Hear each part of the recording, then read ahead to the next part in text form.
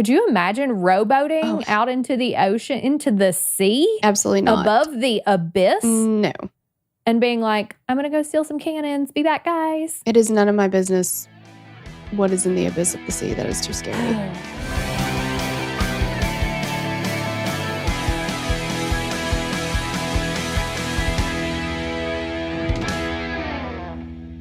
Hey, you guys. So welcome back to Killer Queens. And we're doing... Hello. We're doing something fun this week. Yeah. You can see we're patriotic. We are. If you're watching on the YouTubes, of course. And we are going to do like a theme content week this week. We have not done this before. We're pretty excited about it. And this week's theme for the 4th of July is Founding Felons. Oh, yeah. It is going to be fun. So I hope you're ready because today we are going to talk about Benedict Arnold, the ultimate traitor. Yucky. Have you ever been called Benedict Arnold? No. I haven't either, but like what a joy, you know? I have been called... to know that I've affected someone that deeply. Yeah. I have been called cold hard bitch a la the Jet song. Oh. Yeah. The guy played the love entire that. song on my voicemail for me one time. Honestly, that is peak. I am jealous of your life. Yeah. I mean, anytime anyone's ever said anything mean about me, I'm like, that is accurate. Yes, that's true. Yeah. And I did it on purpose. Mm-hmm. Yeah. I 100% did. But anyway, back to the episode. Okay. So picture this. You are George Washington. Just get into character. Okay. You've got the powdered wig. You've got the weird wooden teeth. Mm-hmm. You chopped a cherry tree one time in your life and people never forgave you for it. Yeah. Yeah. Okay. You have survived Valley Forge. You are leading a revolution. And you're on your way to dinner at West Point, where you're going to meet your very best general and your BFF, Benedict Arnold. He is hosting you there. Super cute date night, right? Oh my gosh, yeah. Yeah, except what you don't know is that Arnold is secretly agreed to hand over the fort to the British while you're there. While you're there. Okay, that's rude. Super rude. And he's doing it for 20,000 pounds and a title. Yeah, not cute. Yeah. Also not cute, his wife. She may or may not have kicked off this whole scheme with her ex-boyfriend. Yeah. The betrayal. He's the head of betrayal at every level, girl. Mm-hmm. Her ex was the head of British intelligence. So, yikes. Oops. It's like Real Housewives of the American Revolution. I mean, we're here for it. It's going to be messy. So, get buckled in. Messy. And, okay, you guys may or may not know, we have for a while, have done our series Doc Jams over on the Patreon, where we cover like docuseries episode by episode. So we are going to do this episode in that format. And we have watched Legends and Lies, The Patriots. We had to find it on YouTube. It was a little difficult to find in its original glory.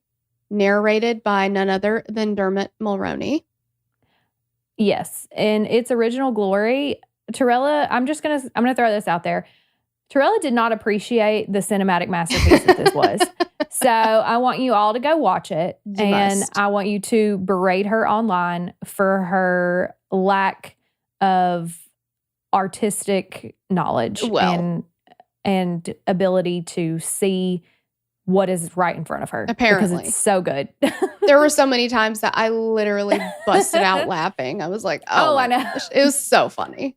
Yeah, it's really good. Yeah, and obviously Torella's very uncultured, so she didn't appreciate it. Obviously. But let's get into it, okay? Okay, let's do it. Benedict Arnold, he is our Revolutionary War hero. He is known for his brilliance on the battlefield, but he eventually defects and swaps sides to go be a Brit for some money. Mm-hmm. We in the biz called this a turncoat. Yeah, we don't love it. King George, this is the time that we're in, right? Mm-hmm. Okay. Everyone think Hamilton. King George. We love him. He comes out, he sings to us. about how we'll be back. That's where we are right now. Okay. Torella has not seen Hamilton. I will make her watch at least that part of it. I'm going to have so many Hamilton references and you're not going to get any of them. It's very upsetting for me. Anyway, whatever. Yeah. So King George has now officially deemed all of the colonists as rebels, right? Because we are tired of his crap. So he does say, notably in this show, now we must all hang together or we will hang separately. There are spies everywhere. Tensions are high. Yeah. We open with, though, Nathan Hale. Yeah. And, okay, so at this point, George Washington is the commander of the Continental Army, and he and Arnold are like BFFs or whatever. And they create this like spy network after Nathan Hale's death. So Nathan Hale was an American spy, but he was captured and he was hanged by the British. Now, some people say that his final words were, "I regret that I have but one life to give for my country," which I have heard that phrase before. And I'm not a history buff, okay? But I've heard that phrase. Yeah. I'm like, oh. And then they're like, yeah, but he probably didn't really say that. Somebody probably made that up. Like, okay, but let me live the fantasy. Yeah, like what if my whatever football coach of a history teacher told me this, and I will not believe it. No, he knows. It's facts. He knows the truth. Okay? He knows the truth. Yeah. So he gets captured, but before that, Washington had sent him behind enemy lines, and then he was caught. He was sentenced to hang for treason on September the 22nd. Yes, and his execution is a pretty big deal. Like, Washington is like, oops, first of all. Okay, but why are you shocked is what I want to know. You were just like, I'm going to go infiltrate the enemy. They won't do anything if they figure it out. They'll send him back. Like, worst case scenario, he has to come home and like maybe they give him like a little lashing or something, but like they kick him on back and they're like, haha, don't do that again. Like, what in your mind did you actually legitimately think was going to happen? Well, right. Yeah. And I don't know, because later they say when somebody else is hanged, I won't give it away who, that it wasn't necessary for the military operation. So it was like egregious, basically. And so everybody was like, I can't believe you did that. That's not cool, dude. Like, super not cool. So I don't know if like that was his thought process, but like, yeah, he was a spy. Why he thought he wasn't going to get hanged, I don't know. Yeah, I mean, at that point, he wasn't doing like super secret, like what's the code to the nukes stuff or anything, but like still. Yeah. Sometimes you got to squash that bug before it escalates. You know what I mean? Like, well, exactly. Can't let him get away with it. So then Washington was like, hang on a second. If they can just hang my one spy, what if I got a bunch of them? He Bubba Sparksed it. That's right. He sure did. They can't arrest us all. They can't arrest us all. So then he's like, let me create a network of spies. So then enters Benjamin Talmadge. I forget how to say his name. Talmadge? Yeah, I think it's Talmadge, maybe. So that is Nathan Hale's BFF from Yale. Hey. Yeah, not Harvard, but it's hard. I know I was going to say it's no Harvard, but that's fine. Exactly. So he's kind of Washington's like main spy girly, Yes. Yeah. Yeah. And he helps to form the Culper spy ring, which we are also going to be covering this week over on the Patreon. Yes. So if you are into espionage, go ahead and check that out because it's going to be good. Fast stuff. And like Harriet. Listen, Benjamin Talmadge walked so Harriet the spy could run. Okay. Exactly. Okay, so then this is kind of where we actually meet Benedict Arnold, right? He's introduced to us as the most feared general in the Continental Army. He is a genius strategist, but he has a hot head. And pre-betrayal, he is Washington's favorite general. But Benedict has some frustrations. He gets passed over for promotions pretty frequently, more than once. This happens, right? And Congress just kind of snubs him, and his ego's bruised by that. And he says that I bled too much for this revolution to be ignored. So just know that our boy's upset, okay? He's been... Like, Washington sings his praises all the time about how he's so great, he's amazing, he's wonderful, he's a genius strategist, he's my favorite person, like general, blah, blah, blah. But every time it's time for a promotion, somebody else gets it. Yeah. And Washington's I mean, just hang in there, man. Yeah, just hang with me, man. It's going to be fine. Yeah. And then we get to Fort Ticonderoga. Is that how we say it? Ticonderoga. Roga? Okay. I like Raga better, but that's fine. Okay. So this is where we meet Ethan Allen. And for a second, I was like, isn't Ethan Allen, like, didn't they make furniture or something? I was like, I said the same thing. I was like, Andrew, I've heard of Ethan Allen. That's a furniture store. Immediately I said it. I was like, oh, he sold couches? Yeah. And he started a revolution. We love it. Yeah, exactly. So now I know where that name came from. He did not sell couches, at least not this one, I don't think. So they get to Fort Ticonderoga, Braga, whatever, and Ethan Allen is already there with the Green Mountain Boys. So Ethan Allen is the militia leader of the Green Mountain Boys. Primarily their thing is they, like, pillage stuff. And they're... I'm glad you're explaining this part, because I'm going to be honest, when we were watching it, I was like... Like, I did not really get what was happening here. They're a militia of sorts, but basically they're going in and, like, raiding towns and villages and stuff, right? Like, they're stealing stuff. And I mean, they're raiding British villages. Like, they're not stealing from their own people. Well, I don't know. They might be. But that's kind of their thing, right? Like, they're their own little faction. They're kind of helping with this British problem, but mostly they're just there to, like, steal stuff. So Arnold is like, hey man, you're here, I'm here. Let's work together to get this taken care of. And Alan is basically like, stay out of my way, dude. I've got a plan. I answer to no man. I got stuff to steal. Don't get in my way. But do you know what they were primarily there to steal? 90 gallons of rum. I mean, which honestly, solid. Yeah. That's a solid take, you know? If you're gonna do it, I mean, you might as well have a good time. Yeah. I mean, you got to celebrate when it's over, you know? Exactly. Rum's not going to drink itself.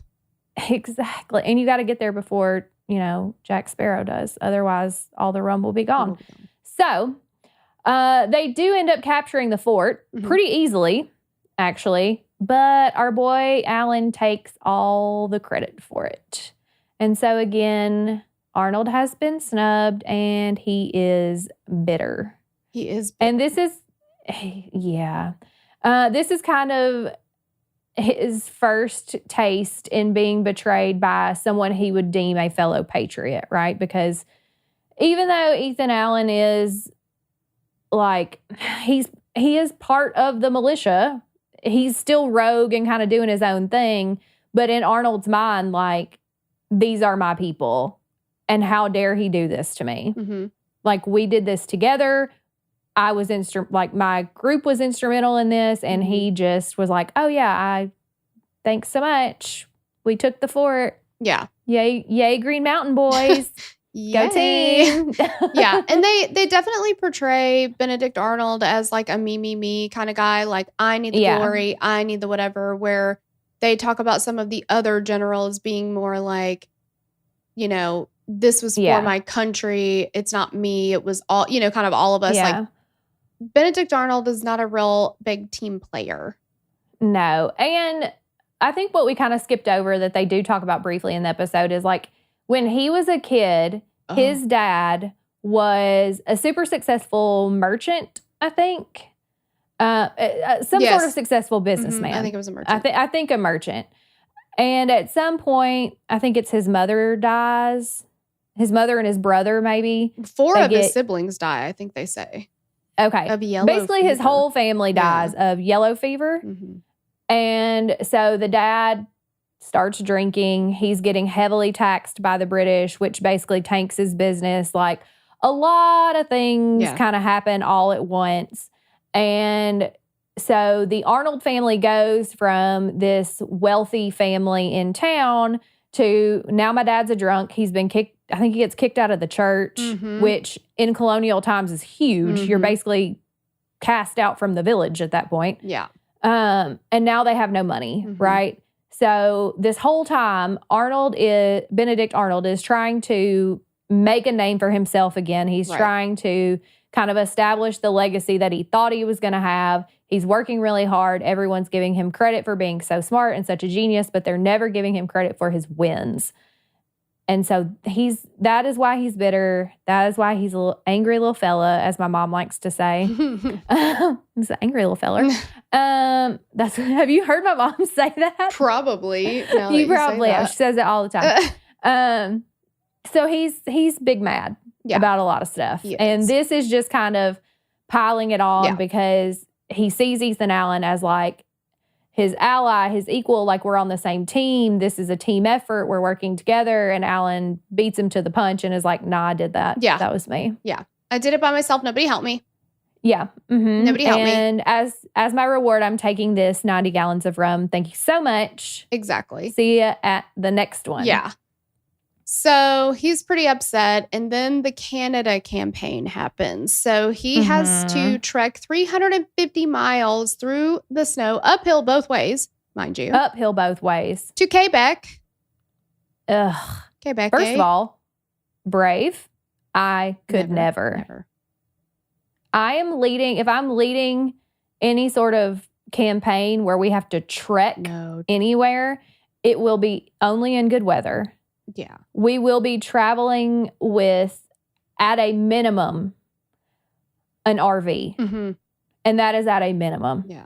That is me roughing it. And by good weather, we mean like April the 25th, the perfect date. Exactly. Yeah. All you need is a light jacket. Not too hot, not too cold. 100%. Yeah. Yeah. I'm not, there will be plenty of food. There will be medical supplies readily available. We're never going to be too far from indoor plumbing. No, I need a Starbucks on the way. Exactly. Yeah. Exactly. I'm not trekking anywhere. That's not happening. No. In a brutal winter. No, absolutely not. And so they lay siege to Quebec. They sure do. And they block the British Navy. And then Washington is like, oh my gosh, that was so brave. Like, thank you. And Congress is like, I've seen better. Basically, yeah. And isn't this the one where he was like, we're going to steal the cannons? Maybe. I think this is the one where they were going to steal the cannons. Also, fun fact, that happens in Hamilton too. Oh. Yeah. I think it's the Battle of York. Yeah. Well, listen, you could tell me anything right now and I would believe you. Yeah. Well, George Washington, they got to stop the British from coming into New York. Well, sure. And Hamilton has a plan and he's like, yo, let's steal their cannons. And that's what happens. I mean, in the play. You gotta do what you gotta do. And it's obviously historically accurate. So yeah, of course, always. Yeah, I would say so. So Benedict Arnold, Alexander Hamilton, everybody's out there stealing cannons, which apparently is very effective. Well, sure. But how do you get a cannon? Well, like, those things are heavy as hell. How would you steal it? That's the part I don't know. I would think they'd be steel proof almost. I mean, I know they you can like roll them up, but like, would it take like 50,000 oxen to do such? I don't know. And like, even if you just are like, okay, well, let's steal the cannonballs because then they can't shoot them. Those are heavy too. Heavy. I should have taken a deep dive on how one steals a cannon because now I've got a lot of questions. More questions than answers. Yeah. And are they still on the ship? Like, what about the cannons on the ship? How do we get those? Do you have to row your boat out there? Yes. But then... No. Then you can't then those would just sink your little rowboat. Well, if they see you, maybe you have to go under the cover of night. Mm. Could you imagine rowboating out into the ocean, into the sea? Absolutely not. Above the abyss? No. And being like, I'm going to go steal some cannons. Be back, guys. It is none of my business what is in the abyss of the sea. That is too scary.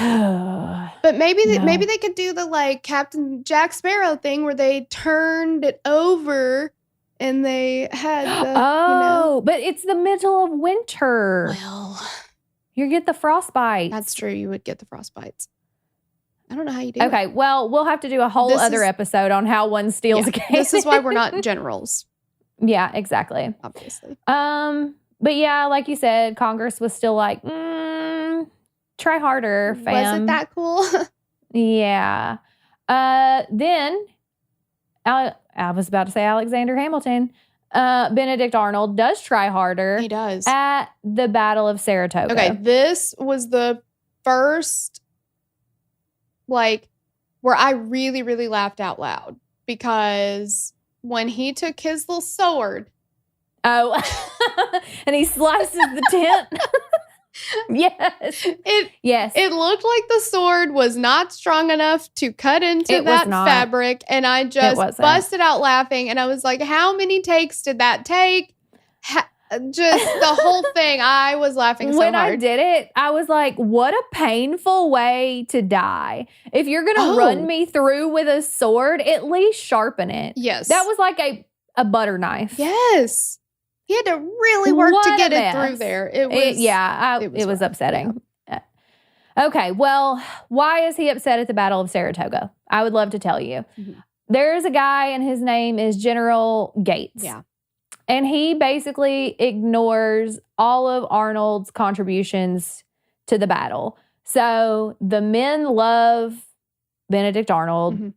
Mm-hmm. He's super charismatic. They support him. He fights with them. Yeah, and he can like rally them. He's like, when they say rally the troops.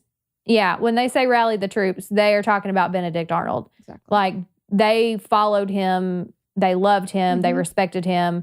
And General Gates was just like, again, with the congressional, like, well, you could do better. Mm-hmm. So basically, Arnold at this point ends up disobeying orders, and he goes into the battle anyway. So typically, like the generals hang back, they're going to retreat. Yeah. And generals generally are not in it. Right. Like they're not in the middle of the battle because they're strategizing, they're planning, they're doing all of the things, right? They're in their piece of fabric that you can't even cut through with a sword. Exactly. It's impenetrable. And impenetrable forces. So Arnold's like, no, I'm going in, we're getting this done. And him doing that, riding out there with the troops, is what actually turns the tide of this battle and allows us to win, essentially, right? And so he is deemed the hero of this battle. Also in this battle, though, he gets a serious leg wound, which, honestly, when they portrayed this made me laugh, too, because he's just, like, holding his thigh, and I was like, my guy. Would it be painful to get one of those Revolutionary bullets stuck in your leg? 100%, not disputing that. However, he goes from this, like, rally the troops general to just, like, this little baby. It made me think of Peter in Family Guy, where he's like, like when he hurts his knee. Yeah. It was giving me that vibe, and I didn't love it. Yeah. Don't want it to happen to me. I'm not debating that it hurt. I'm just saying. Even the way they did that whole scene, though, was so funny because it actually, like, looked like the shot hit the horse, but then the horse kept going and he fell. It was the whole... Yeah. Bless their hearts. I know. But despite being the hero of Saratoga, he still does not get credit. So he's big mad. Oh, big mad. And he resigns again. Yeah. This time for real. And he was like, I mean it this time. I'm out of here. That's what he said. Yeah. And the troops basically beg him to stay and keep fighting. So. And Washington is like, listen, Benedict, buddy. You're the whole reason we even won Saratoga. Like, if you hadn't been there, we would have lost all of it. And he's like, I may or may not have a very maybe prestigious post for you now. And he's like, okay, I'm listening. Like, what is it? Because remember, he was like, that's it, I'm done. Like, I'm resigning again, for real this time. And he's like, Philadelphia, okay? You are going to be, I guess, what, a military governor? Yeah. They called him? Of Philadelphia. And he's like, okay. So he takes that He's like, sign me up. Yeah, he takes that pretty seriously. So he's like, you know what? I am going to limp my way into the elite circle of Philadelphia because bless his little heart, he now has a limp. He does. And he does limp his way into the elite circle of Philadelphia. Yeah. Was it West Philadelphia, born and raised? I don't know. I don't think so. It was Philadelphia nonetheless, though. I'm sure his wigs would have stuck out like a sore thumb in West Philadelphia, but I'm not totally sure. I don't know. You never know. Also, the wig they had him wear in the guy who played him in this episode, I was like, Bill O'Reilly, you can do better. 100%. You can do better. I was like, where is the Fox budget for this? I know. It covered his ears completely. Yeah. It wasn't good. It wasn't good. I mean, and I'm sure they were like not great for real, but I don't know. It was distracting. I was like, what are we doing here? It was upsetting. Can we not do any better? So it was like if they did Drunk History. Yes. But they were trying to be serious. Yeah. It was kind of like that. Exactly. Like it. Yeah. I'm like, oh, okay. So he is hosting all these fancy balls. He's wearing all these fancy uniforms. He's just like, ooh, look at me, look at me, look at me. But he is getting himself further and further in debt. He is living way above his means, but he wants to look fancy. So he's like, charge it or whatever. And then it's a write-off. Yeah. Well, they'll write it off. I mean, they should. Yeah. He's a war hero. Oh my gosh. For real. Yeah. Then he sees Peggy Shippen. From like across the room or whatever. And he's like, oh my gosh, who is that woman? And somebody's like, oh, it's Peggy Shippen. Like her dad is like a really, really prestigious judge. And he's like, well, introduce me to them. And so he gets introduced to them and it's such a little meet cute, except that she was 18 and he was 26. And her dad does not approve. No, her dad. But he's like, and they are loyalists. Like he's deeply loyalist. She was raised that way. So like, and here is Benedict Arnold, like going in and being this like rebel war hero or whatever. So definitely he was not a fan of that. Yeah, I didn't love it. I don't love the 1836 age gap. But I'm also trying to think what this is 1780-ish. We're in the 1780-ish time frame. I don't think they cared about that. I don't think that. Well, but I was just trying to think how, like, are you old at 18? Well, yeah. I mean, it's probably a miracle he made it to 36. So. Oh, it's 100% a miracle he made it to 36. Yeah. But is she an old maid because she's not married by 18? Are we in those times? Do you know what I mean? Probably. Oh. Well, that should have been his first red flag, but it wasn't. And he bought her a 94-acre estate and got himself into some more debts, which is always a good place to start. And their courtship apparently was very speedy and very scandalous, mostly because her family were super loyalist and he was a patriot. But let's talk about Peggy for a minute because she was that girl. She was gorgeous and wealthy and obviously connected to British elites like Major John Andre. Put a pin in his name because we're going to come back to him, but that's her ex-boyfriend.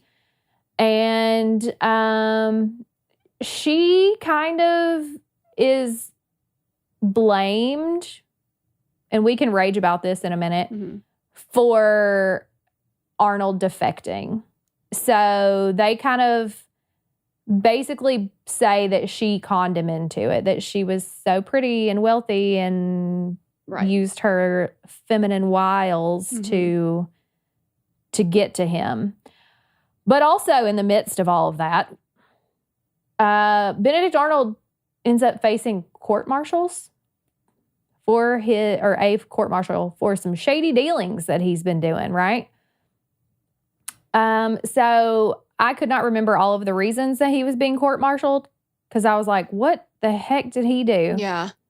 So I'm going to tell you what he did. It was a misuse of power and corruption. So this is where Benedict, we have laid the framework for you. This is where he really takes a turn and we start getting into all of his criminal behavior. Remember, he's big, fat, mad. Mm-hmm. Remember, he's big, fat, in debt. And remember, he has a loyalist wife now, right? Mm-hmm. So after he was appointed military governor of Philadelphia, he started awarding military contracts to his friends and loyalists alike, likely for personal gain, obviously. He profited off his position and basically used it like a side hustle. He was living an extravagant life despite being in debt. Mm-hmm. And was basically abusing his role for financial benefit, not necessarily for public service. So he was just doing the real politician thing. Mm-hmm. Well, and also it seemed like he was doing almost all of that before he married or even met Peggy. Like he was already doing stuff that he shouldn't have been doing. Yeah. And this just kind of allowed him to level up, basically. Specifically, he was accused of using military wagons for personal goods, closing shops to buy discounted goods for himself, engaging in profiteering, and general shady handling of public and military resources. So he gets brought up on multiple charges by Congress. He gets court-martialed, but he's only convicted on minor counts. Yeah, he skates on all the large things that it was pretty clear that he was absolutely doing. Which I thought was interesting. Mm-hmm. Like, this is the one time Congress gave him a pass. Right. And he took that as an attack. He's like, they charged me or convicted me of what? Yeah. And it's like, okay, can we look at the bigger picture though? Look at all the shit you didn't get convicted of. No, he can't see the forest for the trees on this one. No. Washington issues a public reprimand, although he does it reluctantly because, remember, Arnold is still his BFF. Mm-hmm. And Arnold feels super personally betrayed by Washington doing that to him because he's like, Washington, you're my BFF. What are you doing? Mm-hmm. And Washington's like, you are my BFF and I'm doing the very least I can. What are you doing? Well, exactly. It's like, dude, what did you expect Washington to do at this point? Like, he has stuck by you for a long time, but now you have very clearly committed some crimes. You got off on most of them.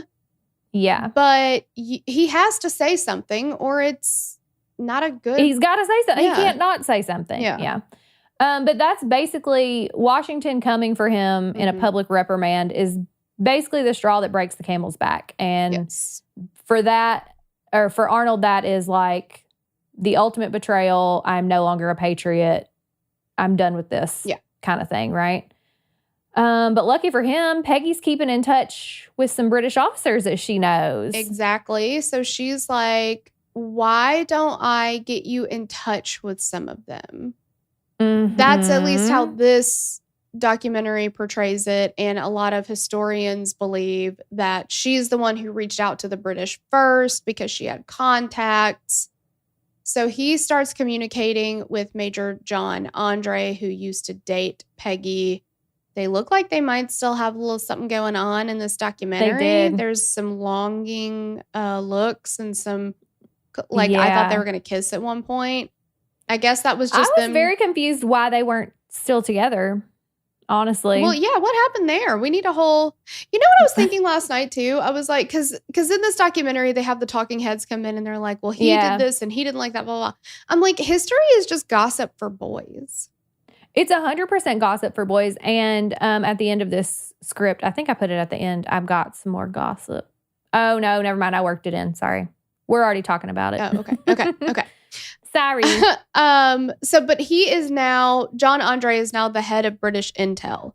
And so Peggy gets Benedict in touch with him. But during this whole situation, our boy Talmadge. Mhm. Remember Nathan Hale's BFF? BFF. Yeah. He's the spy chief. He's forming the Culper Ring. He's doing super fun spy stuff. They're rolling behind stuff. They're using code names, you know. They're doing all kind of fun stuff. They were using invisible ink. Ooh. I saw that somewhat. Yeah. They were doing real exciting stuff. It was very Da Vinci Code, I feel like. Oh, big time. So that I can't wait for you to tell me about that later this week, actually, because it seems very interesting to me. Yeah, I think so too. All right. So then Andre and Peggy convince Arnold to switch sides. Okay. Supposedly. Okay. Let's talk about it. He wants money, a title, and a pension, essentially. Which is all what they're he's offering essentially him. ever wanted. Yeah, they're literally offering him exactly what he wanted, right? The plan is he's going to get command of West Point, and then he's going to sell it out. And then they'll split the colonies at via the Hudson River. Game over. Revolution's done, right? Because we're going to split it in half. But everyone blames Andre and Peggy. Okay, fine. Andre obviously is on the other side of this. If he can get information, he's going to work that 100%. Did Peggy influence her husband? Probably to some extent, yes, because I feel like if you are in a relationship, you have some influence over your partner, and that goes both ways, right? But at the end of the day, Benedict Arnold is a whole grown-ass man. Yep. Who is apparently a genius strategist. And a war hero and all of these things. And he's not afraid to go back into battle when maybe even nobody's going to come with him, but he's going to go back. Exactly. But he's not going to disagree with his wife if he truly doesn't believe in it. Exactly. And you're telling me he's scared to do this? He has to be talked into it? I don't believe that. I don't either. He already was so disillusioned before he even met with her. He'd already resigned twice before he even knew she existed. Like, did she set it up with Andre? Maybe. Did she say, hey, Andre, he's at his breaking point. Yeah. I know that these are the things that he wants from his life. If you can offer him that, he will come to you. Did she do that? Maybe. Maybe she did. But ultimately, he's the one who made the decision to do it. Like, I don't, it just makes me mad. Yes. It makes me so mad. Whatever. Yeah.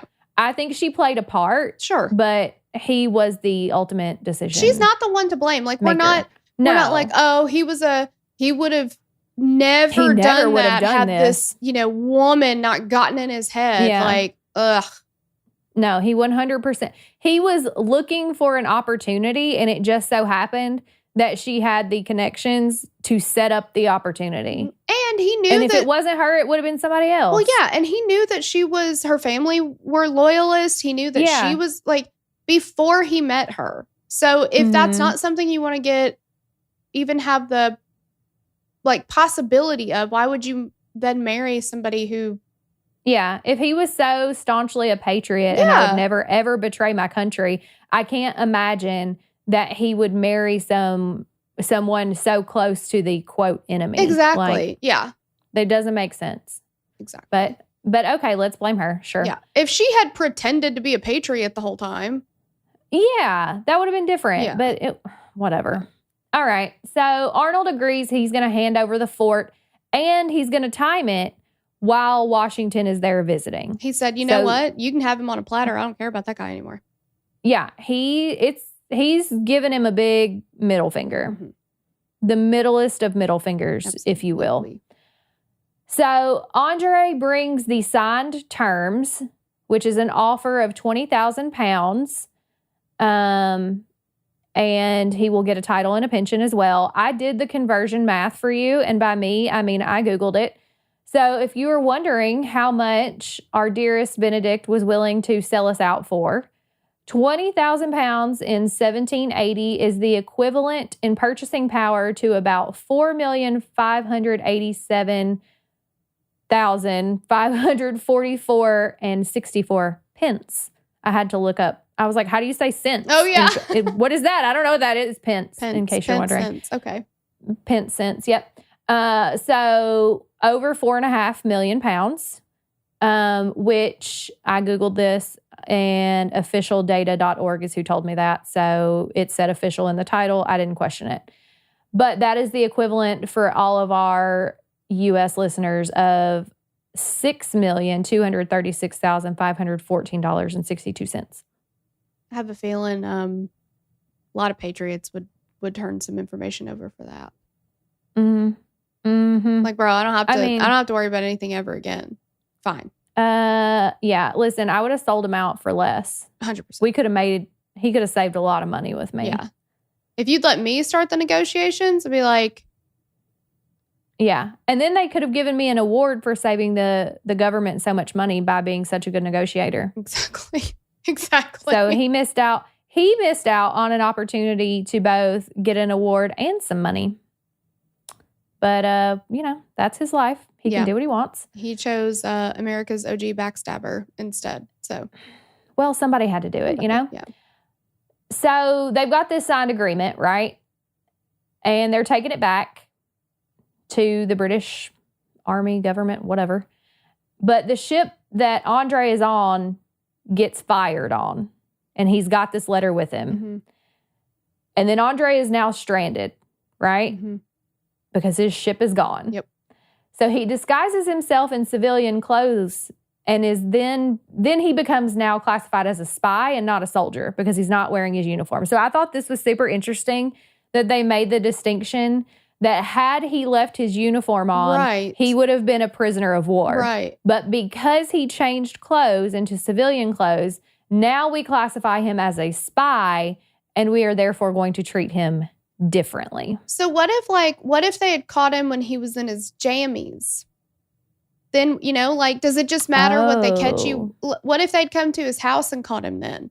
And he wasn't wearing his uniform. Yeah. It's weird to me that it's like, well, you're wearing a blue outfit today and yesterday you were like, I think maybe it's because he was clearly because he had been stranded and he was clearly trying to GTFO. Yeah. So I guess that's why. I guess, but I thought it was still a member. He distinction. is still a soldier. Whether or not he's wearing the uniform, he's still a soldier, and he was acting under that capacity. Yeah. I don't know. Well, I think part of it too. So let's talk about him getting captured real quick, right? Mm-hmm. So he's busted by what they call Patriot thieves, and he's got the documents on him that have Benedict Arnold's name on it. And our boy Talmadge finds out about this, and he lets Washington know. He's pissed. And yeah, Washington's big fat mad. So I think that part of them being like, well, now you're a spy, not a POW, is because Washington knows that Benedict is going to betray him. He knows this is the guy that he was using to do that. And so I think this is mostly like I'm going to make an example out of you kind of situation. Yeah. Which, all right. But in that, Arnold finds out that Andre has been captured and he bounces immediately. He's like, gotta go. I'm out of here.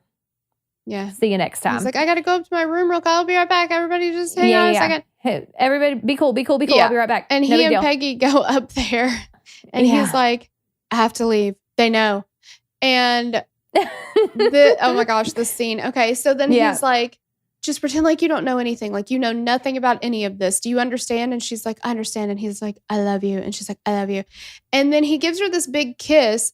And the woman who's playing this, she's like in the middle of the kiss. And then she opens her eyes and she's looking off to the side in the middle of it. And I thought, oh shit, there's somebody standing in the corner there. Yeah. Because she looked like she was looking at something. Yeah. And then he just walks away and he's like, okay, I'll see you. And then I'm like, well, what was she looking at? And then it's just end of scene. I'm like, we don't know. We don't know what she was looking at. She was looking at her life flashing before her eyes, I guess. I was like, what happened over there, girl? Your husband's kissing you for the last time.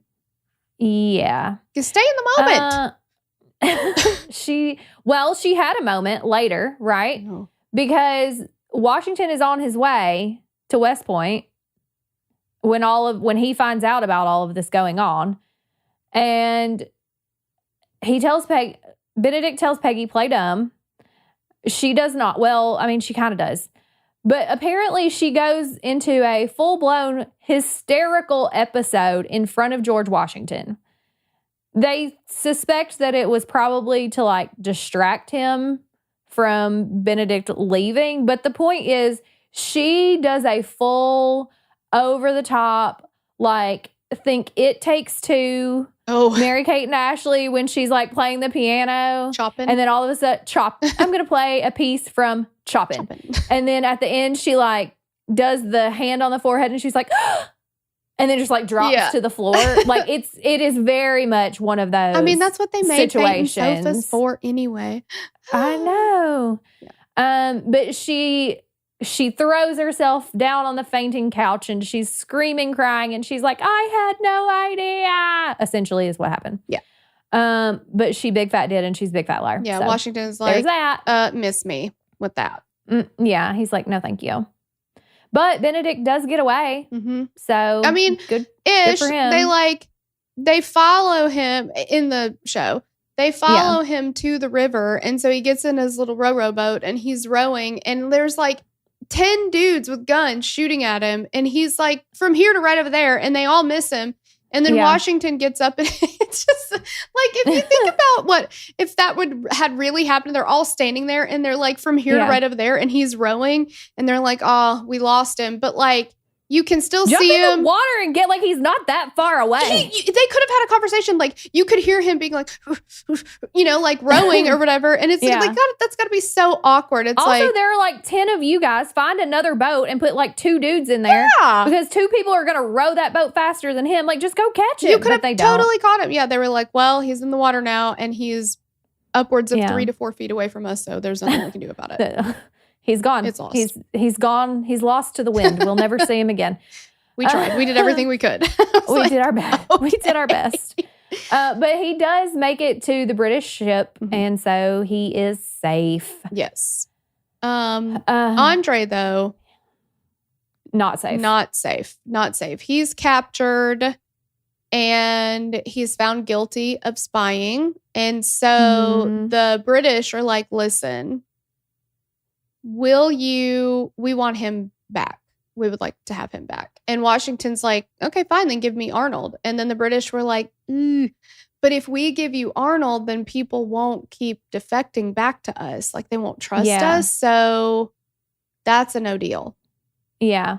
For us. And then Washington doubles down and he's like, well, your boy's got to die. Yeah. And what I thought was interesting is that like everybody except George Washington was like, please don't kill this man. Like we really like him. Americans liked him. He was charming and he was kind to people, even in his captivity or whatever. And like some of Washington's officers begged him not to do this, not to hang him. And he was like, too bad, so sad. And he hangs him. He goes to the gallows in his uniform. He refused to be blindfolded. And he said, I meet my fate like a brave man should. Man. Yeah. And then everybody was like, Washington, that was not cool. That was too much, bro. We didn't like that. Doing too much. You're doing too much. Yeah. So Benedict Arnold becomes a British general and he leads raids against the Americans. The British never fully trusted him, though.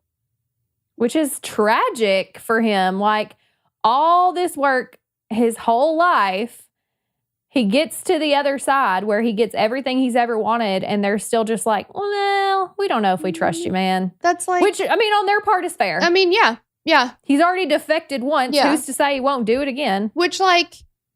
But you wanted him to defect. So it's like... Yeah. It's like if, like, a headhunting company or something, like, lured you... not lured you, but you know what I mean? Like, kind of recruits you away from the job you're at, and then they're like, well, how do we know that you're not going to just leave this job? It's like, well, you brought me here. You gave me all the stuff. Like, yeah. So he tries to get into British politics. That doesn't go well because, again, they don't trust him. And Unfortunately, sadly, on his deathbed, he asked to be buried in his Continental uniform because he was feeling a lot of guilt. I don't know. Yeah. Benedict Arnold doesn't, from the little I know about him, seem like a man who has guilt or remorse for anything. I don't know. I didn't know a lot about him other than the fact that he was a traitor, but I kind of feel for him a little bit. Like, he had a crappy life. Like, well, he had a good life, and then he had a crappy life, and then some more crappy things happened to him, and he kind of turned out to be a crappy person. Yeah. All because he just wanted the life. He wanted a good life, you know? Still, you were going to betray your country for... He wanted a good life no matter the expense, you know? Yeah, he's like an investigative he was willing to journalist. sacrifice other people. Yeah, no matter how many people he leaves dead and bloodied along the way, you know? Yeah. So there you have it. America's most famous traitor, and treason is a crime.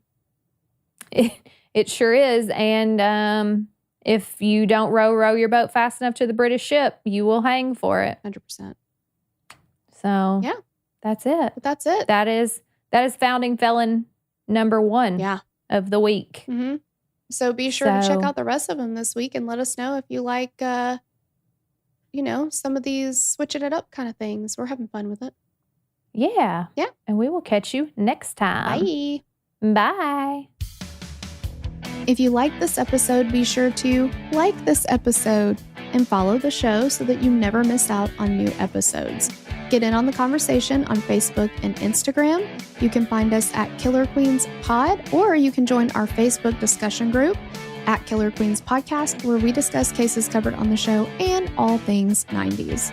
If you want to submit a case to be covered on the show, visit killerqueenspodcast.com/case submission and just complete the form. And if we cover the case, we'll give you a shout out on the show. Lilas.